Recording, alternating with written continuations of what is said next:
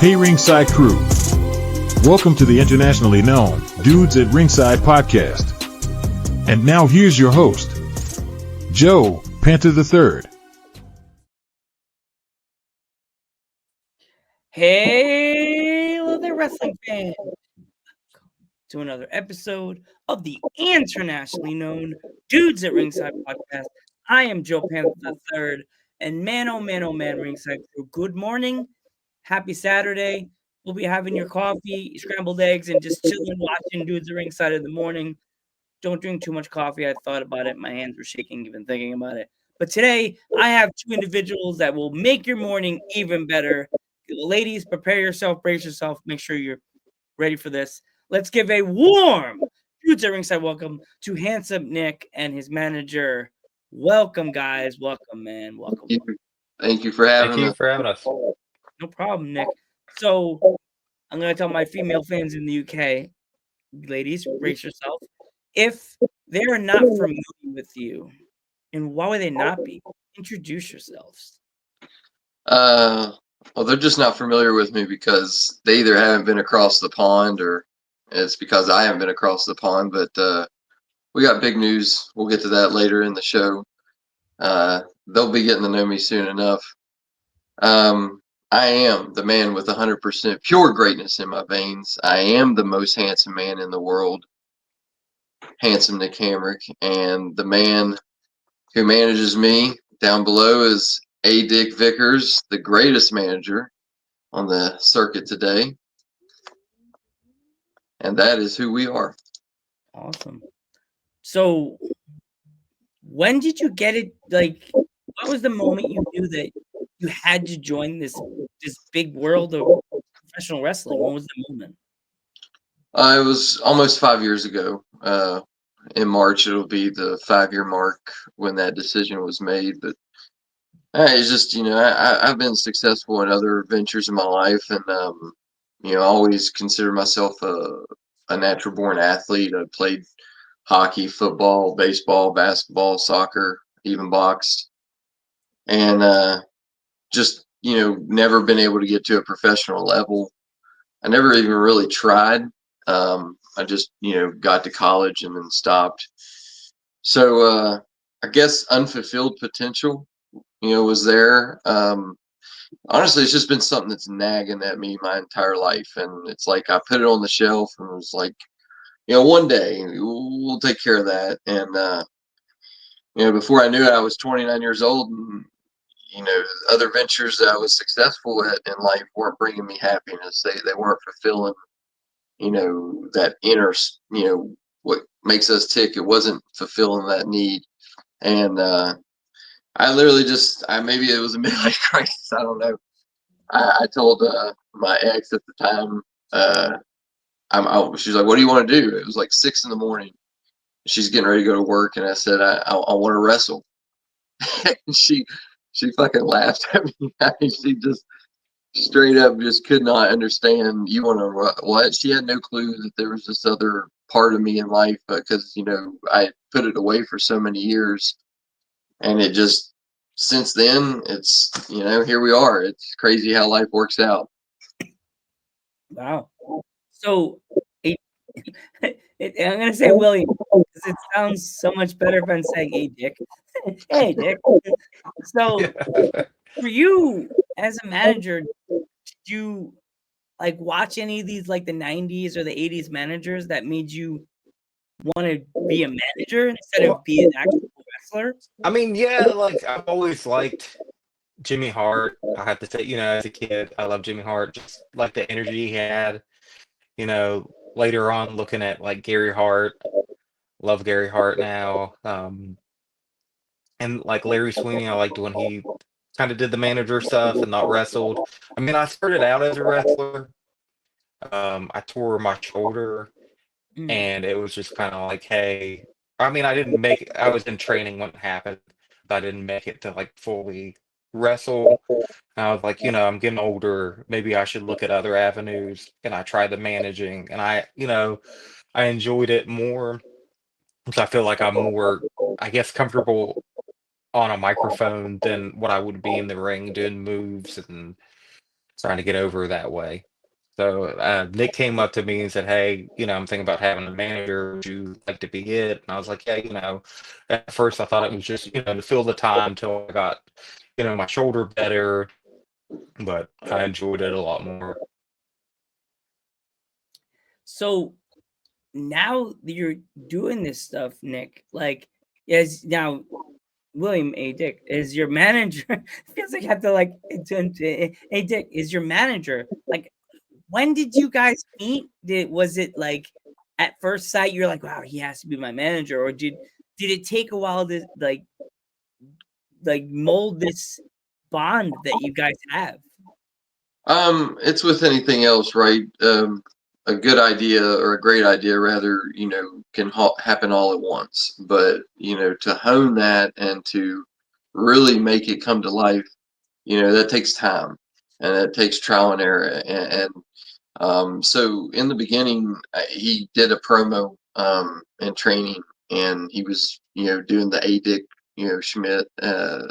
And like it was great, even in those early formats. He's changed so much of it, just like I've changed so much of my move set, my style. You figure out what works, what doesn't, what resonates with the fans.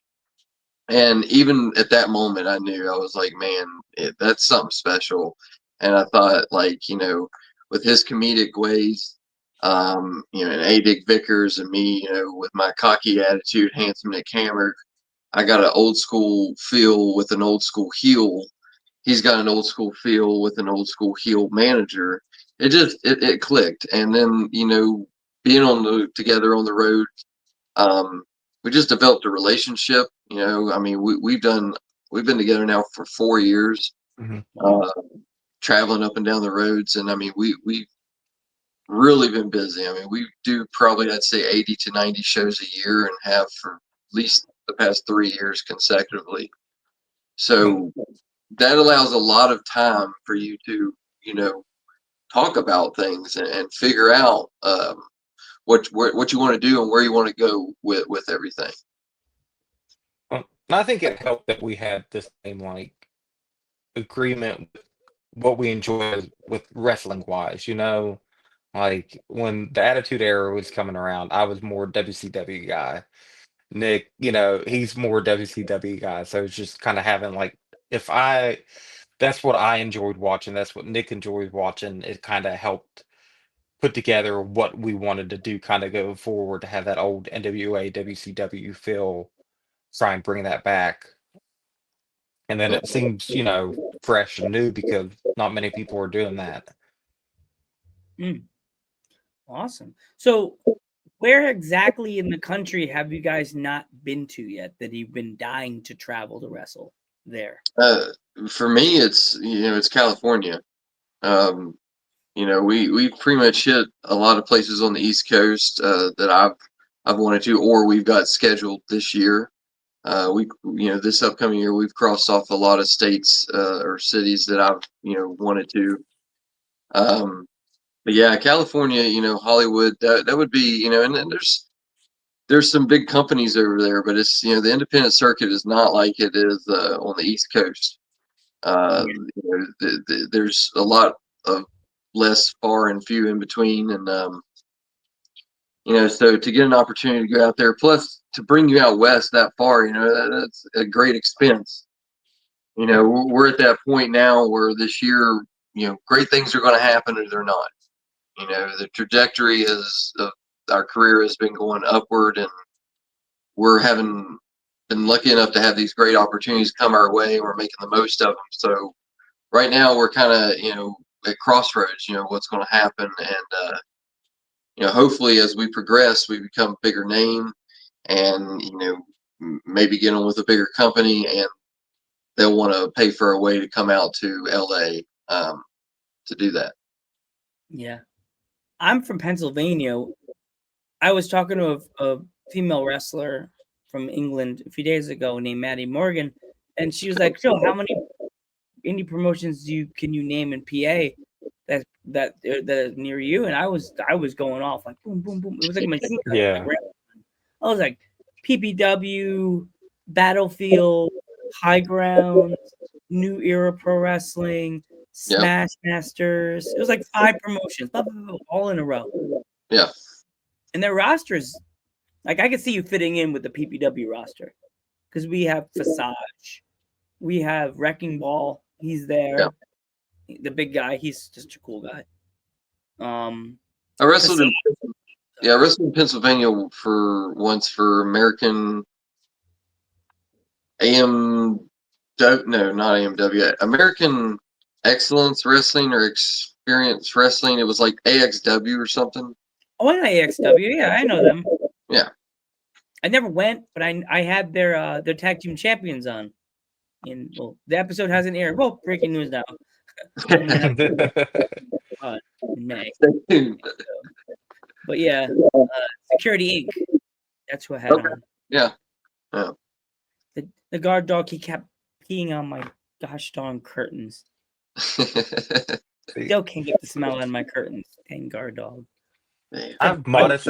Yeah. What do you want to do? Modest. I would just like to do different time zone. I have modest expectations. You know, I feel like we've been close to different time zone. That's all I want. You know. Yeah, you don't realize how big a time zone is until you've been all over the East Coast and you've gone to places where you're like, wait a minute, the timeline has got to be right around here. And then you actually look at it on a map and you see how it like curves and goes in and out. So it's not just like a straight line. So there's been plenty of times where we've been, we've been probably an hour and a half outside of Chicago and still not been there. So yeah, like in Indiana, it like circled the town we were in, and I was like, if we could just straight down from the town, we'd be an hour, behind or ahead or what? Yeah, behind. There's a female wrestler that I had on the podcast from Florida, and she's in the part of Florida that the time zone's kind of like different than East. It's like a West Coast time zone. So if I'm supposed to do an interview with her at like 11:30, it's 10:30, and I'm like, well, I mean, since we're on time zones, I mean, it's a great opportunity. I'll bring up. So if anybody's watching, this from our fans, from our standpoint, they're fans of ours, because I know your fans are watching, but if they're actually watching, they're going to see a sneak peek, a bit of inside information that we haven't released yet and weren't planning to until later on in an actual official post. But we got the news this week that we're actually going to Japan in June. So I'll be wrestling in Japan for Big Japan Pro Wrestling in Tokyo. Wow. So yeah, that is enormous opportunity. Thank you. I am extremely happy and excited, and so hopefully go over there and knock a home run out of the park and develop a relationship where we can work more in Japan. But yeah, so we also have Canada on the books this year in the summertime too. So wow. So what I meant by the ladies across the pond getting to know me, I haven't crossed England off yet, but it's only a matter of time. We're going international. That's cool, man. England's there's a lot of wrestlers that you would be really good against that are in England. There's so many. There's one, his character's kind of creepy. He's called the Virus. Okay. Yeah. He does a lot of like hardcore matches, but he always says as Bray Wyatt took my idea, because his character has like he does this in his picture like and his theme song because I watched his stuff before Bray, and it would make this screech sound, and then he'd come out to the ring like like nails across a chalkboard kind of thing and make a weird like, and then he'd come out to the ring. And I'm Yeah. like, oh, And it's custom. yeah, it's his own custom song. Hmm. Yeah. Yeah, so many people, have their custom songs, and that's great. And like, me and A-Dick have gone back and forth with the idea of, because I mean, we obviously could have done it by this point, but I'll be honest, I'm more interested in trying to track down and get a hold of Danzig and see if I can't buy the rights to Mother. I want that as my theme song so bad. Some So groups are easier. You know what's weird, guys? Some groups are easier to get in contact than others. Like Yeah. I've been trying to get. I'm thinking about Instagramming or messaging the group that made the song No Limits. yeah, But I like my theme song as it is on the intro, as everybody watched it like 50,000 times. But it'd be kind of cool to have like a guitar hook from No Limit. Yeah. But I'm like, I don't want to add that thunder. And then I have to pay them every year for the song. No. Yeah. I Like, think Glenn would be a tough one to track down. So he is a wrestling fan, but I think he'd be a pretty tough one to Come on, lock Danzig. into that. Long Yeah. black hair brother to another long black hair. Give me the song. Yeah. All right. Yeah. That's awesome, Nick, that you. But you should ask A-Dig what happened. Did he lose all his hair? Like he Oh, grew a I lot didn't of have it hair, on. and then he lost it all. What's going I on? lose it. I lose it. Yeah, I've been wearing a wig to the ring. That's what he's talking about. It's Oh, my no. natural hair. People It's keep okay. messing with it. We bald brothers, Nick and Dick. It's okay. We bald Yeah, brothers. it Part of the happens. I family. can't It's help okay. it. Can't help it. It happened. It naturally fell out, and the ladies flocked to me because they see the bald head. I work with all these girls in the place I work in. It's like it feels like sometimes I feel like I work at a daycare because all the girls could be a little childish sometimes, and then sometimes I feel like I work in a high school because all the girls are like, oh my god, Joe, you're so funny. Can I have a hug? And I'm just like, Yeah. hands here, 10 and 2, Mr. Yeah. Joe. Even though 90% of the women I work with are like 10 times taller than me. So I'm like, ugh. Why are you jumping to hug me? Because I'm like 5'1" and I look like a leprechaun when I'm hugging a tall person. It's like it looks like they're holding a baby when they hug me. It's just like every female wrestler that I've ever hugged, I'm like,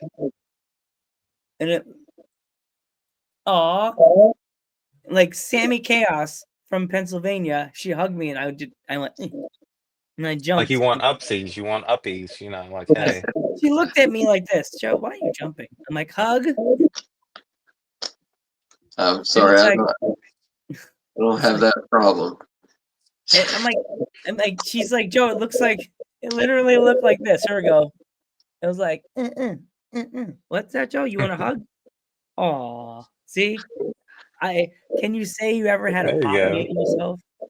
I don't, but I do have my own action figure, so Oh, yeah, we've got figures. But A-Dick has a figure too, so Yeah, I gotta grow a beard for it. I have one of my grandfather that wrestled. There you That's go. pretty cool. That He is wrestled very in the 50s and 60s. A girl from North Carolina. I said it wrong. North Carolina. She made it for me and made me and my grandfather. The one of my grandfather, I sat with it in my hand for like 15 minutes with tears in my eyes. Yeah. I never met my grandfather, and he got me into professional wrestling. So, yep. That's pretty awesome. Yep. Now here we are. Yeah, here we go. Yeah. So again, thank you for announcing your news on the Dudes at Ringside. That's really means a lot to me. You didn't wait to do it on a post on Instagram that people will see and go, oh yeah, that's nice. They'll be seeing it on the top podcast forever now. You're going to Japan. Yeah. With you going to Japan, do you have to train yourself differently for that kind of experience? Because I know it's like a long trip. Yeah. And you're sitting, and not being able to move on a plane. So with the training, would you feel like you have to do some different type of training for the Japan trip or something like that? I've had the luxury and lucky enough to travel quite a bit outside of wrestling. So like I went to Italy this year, and sadly couldn't get a booking lined up, or just nothing was available during the time I went. And so I've been to a couple other places that have been closer, but Italy was pretty far. And yeah, you do get kind of, it is tough, especially for, someone in the wrestling business. Like I was telling my girlfriend, I don't know how the big guys, I'm talking 6'4", 6'5", 270, 280 are traveling in the planes in WWE. Like, Yeah. you know what I mean? Like, if you're not in first class, we were just coming back from Vegas, and we had, United Airlines throughout the whole thing, but and they were fine. But the flight back, there was a flight that we accidentally had to do Spirit, and I have never flown Spirit before, but man, the seats were not forgiving for someone in the wrestling business. It was only a 3.5 hour flight, but I was done an hour into it and really struggling. So it's a 14-hour flight to Japan. I don't really say you train differently. It's just you got to make sure you're keeping your protein in you. That's the biggest thing that I worry about is being able to eat, being able to maintain water. We went to Italy. My diet was shot, and it wasn't due to the fact that like you're eating too much. It was honestly there wasn't enough to eat. That there was no breakfast protein. There's no eggs. Good luck finding eggs. You find you find croissants and pastries and like gelato for breakfast. It's crazy. Like I can't eat ice cream for breakfast every morning. Then like I found myself 3 times going to McDonald's for breakfast to eat a hamburger just to have some sort of protein, right? Because they got pasta. That's it, pasta and pizza. And I don't know about you, but two days of eating pasta, I'm done with that. Like, we bloated. My belly would be out there. Yeah, so really it became a challenge, and the water over there was not. You just gotta when you go there, you'll understand what I'm talking about. You'll go and order bottles of water from all over, and the bottles of water are fancy and they look great, but they taste terrible. And so like it just those challenges, you got to work around that. I had to bring protein powder, I had to bring peanut butter. So you just got to come prepared to. It's not as accessible to get to like to go to the store, right? We go to a gas station and get everything we need, or go to Walgreens. It's not like that there. You literally have separate places for every little thing, and they all close at like 7 o'clock.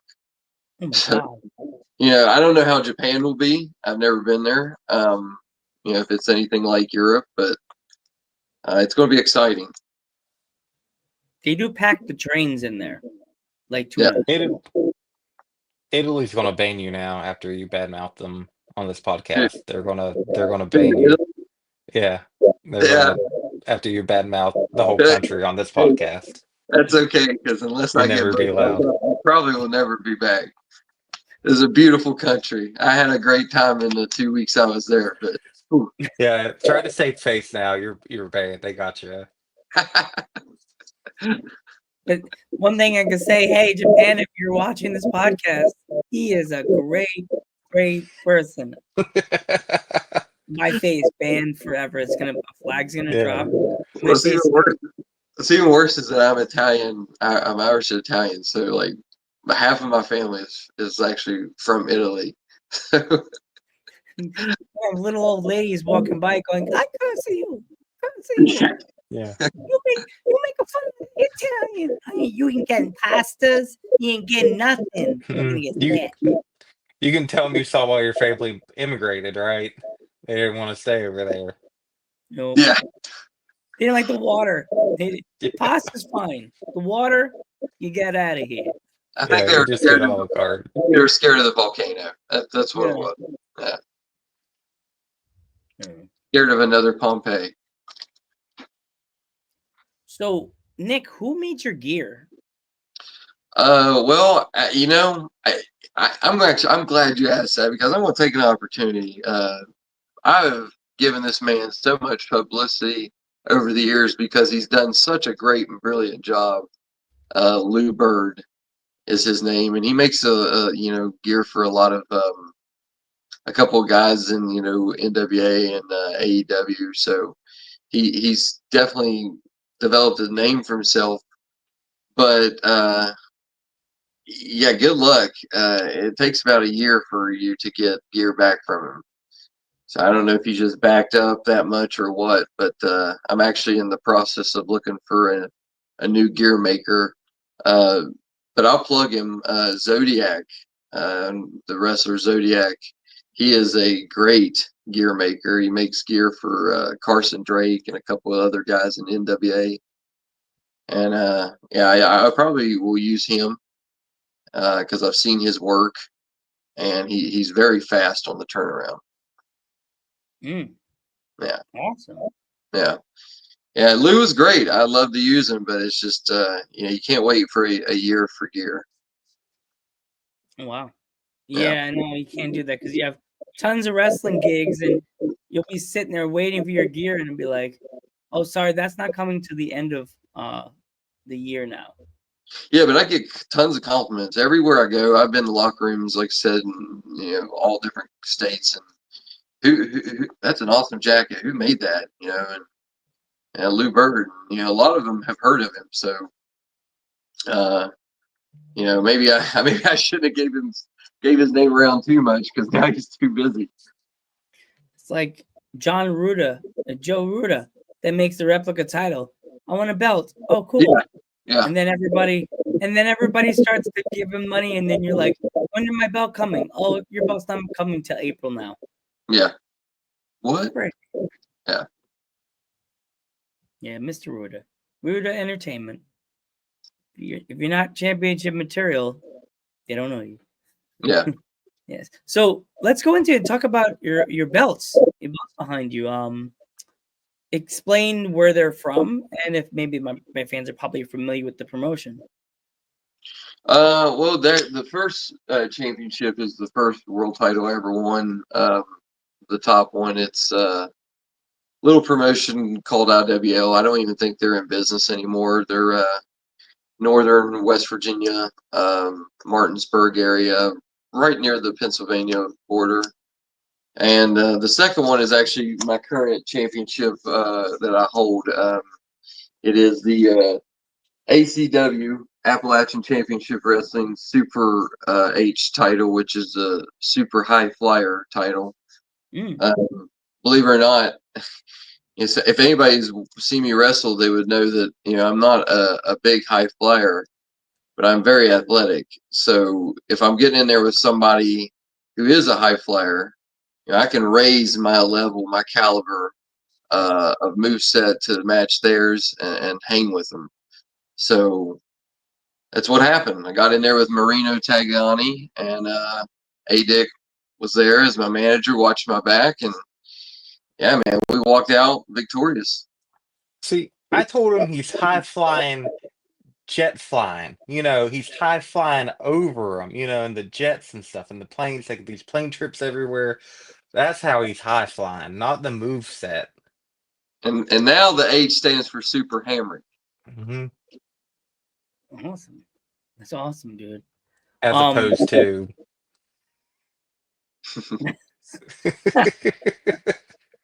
Yeah. Yeah. Wait, what? I'm just kidding. So Nick, if my fans want to like pick up any merch or 8x10s, or my lady fans, the Lady Ringside crew wants to pick up any like 8x10s or anything of yours, where can they find anything of yours? Yeah, so I mean, the hub for that is my Facebook shop. That is the main place we got action figures, we got 8x10s. If they've got drop downs for autograph ones. So if you select those, we'll get the notification, we'll autograph them. We've got t-shirts at prowrestlingtees.com. We're also getting ready to re-release. We had initially released it's been about 2 years now, the Wrestling Buddies, and we sold out of those. So those will be coming in 2025, a newer version of those. So, it will be different from the original version. There's something else on there, isn't there, A-Dick, on Facebook shop besides the 8x10s and the figures? Not that I can think of off the top of my head. Yeah, but the T-shirts, you can find all those, like I said, on ProWrestlingTees.com. Awesome. Do you have any upcoming shows that you want to promote if the fans are able to get tickets? Absolutely. The next one we got on our calendar was Appalachian Mountain Wrestling. It's a company in Kentucky. I think AJ and Casey Kazana will be there from the NWA, and a few others from the NWA. Rhino will be there. Oh, wow. Rhino, yeah, we'll be there, and so we'll be at that one. That's February 9th. I think that's in Corbin, Kentucky. But we got a lot of big shows coming up. We've got OVW, of course. We're on there on Thursday nights. You can watch us on OVW Live. We're not there every single week, but we're usually there about once a month. And then, of course, we've got a big show with Old School Championship Wrestling coming up. It's not until April, I think 23rd, but it's going to be on the beach in Charleston, South Carolina. Oh my gosh! Yeah, there's going to be a lot of big names at that show, and I think I want to say Facade has been on that show. I swear I've seen his footage of him diving off a roof. He's been all over the place, Visage.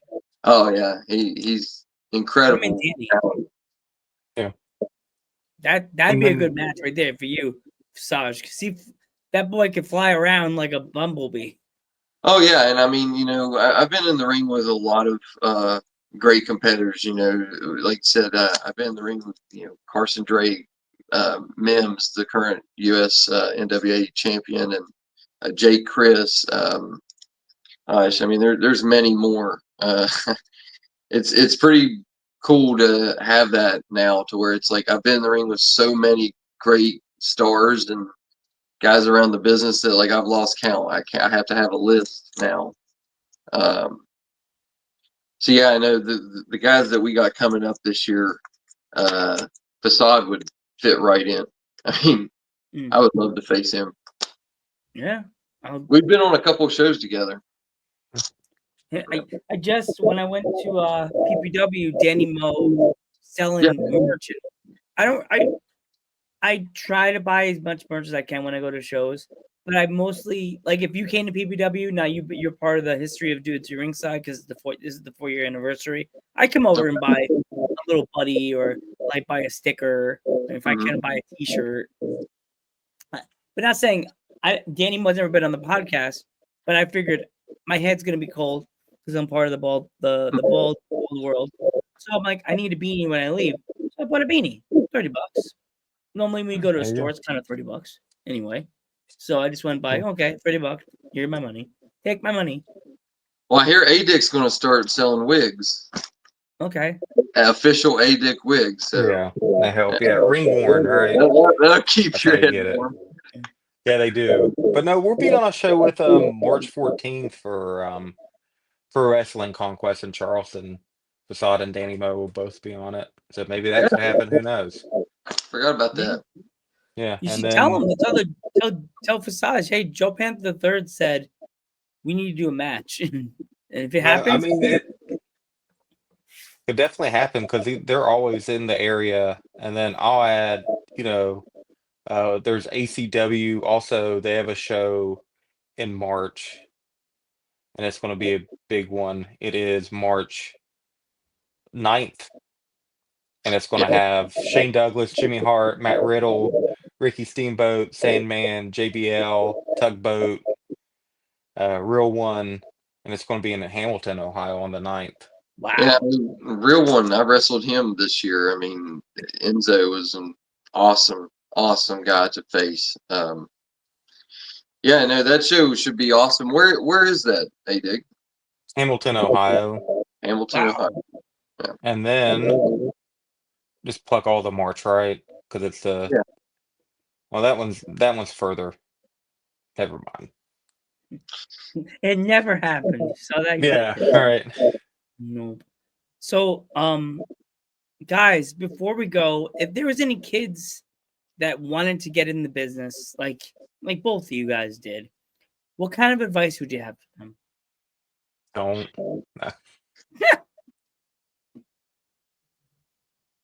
You go ahead, hey Dick. I'll follow up.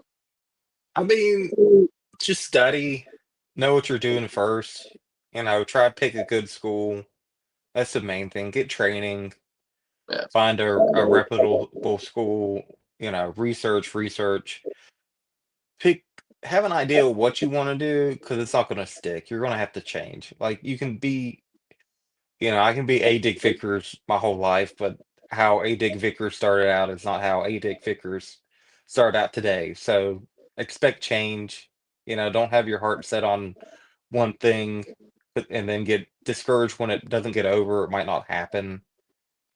Just be able to move and flow with it.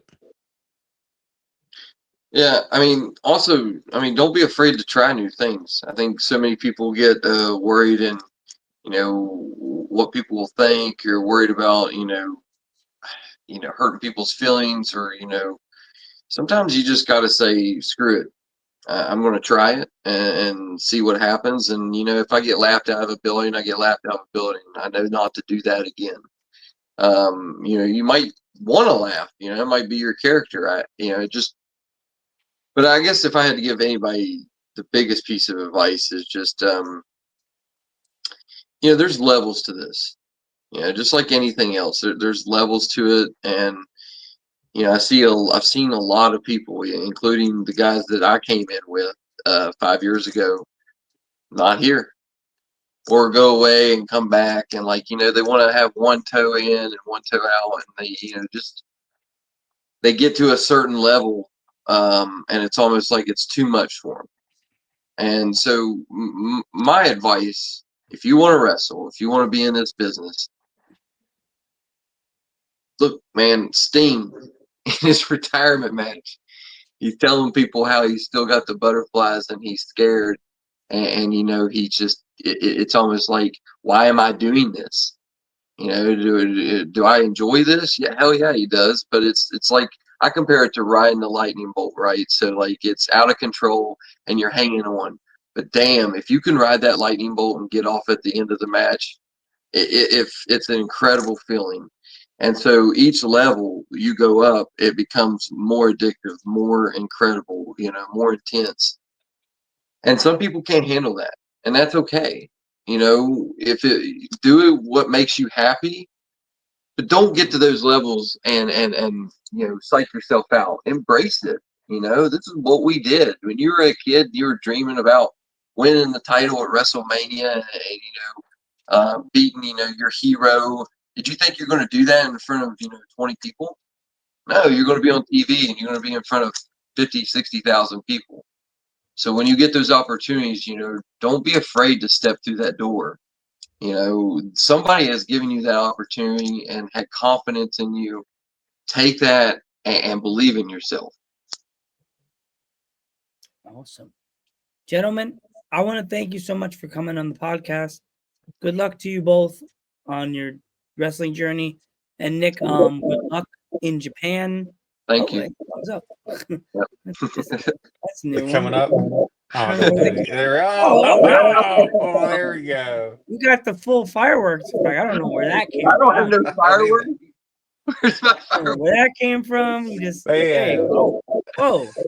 Well, what the heck? What's this going on? Special effects now? Man, I Genius, like what are you that. doing? Thank you guys for coming on the podcast. Nick, good luck in Japan. Bring it down, bring down the house. Tell all your friends. Don't forget to like this video, subscribe, and definitely follow Nick on all the social medias. Yes, yeah. Make the fireworks happen. Subscribe. Follow Nick on all the social medias. I'm Joe Panther the Third. I'm handsome Nick Hamrick. I made Dick Vickers. And We will catch you in the next one. Believe it.